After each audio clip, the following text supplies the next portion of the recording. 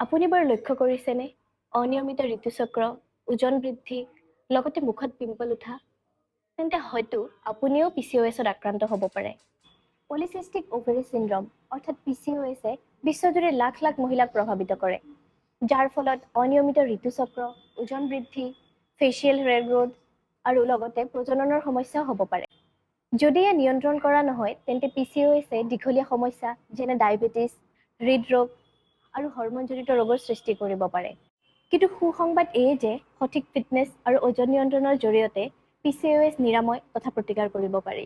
UF47 জিমত আমি বিশেষকৈ মহিলাসকলক PCOS পৰাস্ত কৰাত সহায় কৰোঁ, বৈজ্ঞানিকভাৱে প্ৰমাণিত ব্যায়ামৰ সহায়ত, বিশেষকৈ ৱেইট লিফটিঙৰ মাধ্যমেৰে।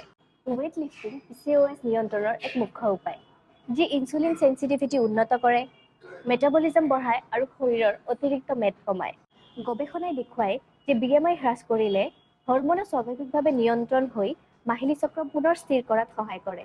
আপুনি সঠিক পথত আছেনে নাই সেয়া জানিবলৈ আমাৰ জিমত উন্নত মানৰ যন্ত্ৰ আছে, যি PCOS সম্পৰ্কীয় স্বাস্থ্য সূচকসমূহ পৰীক্ষা আৰু মনিটৰ কৰাত সহায় কৰিব পাৰে।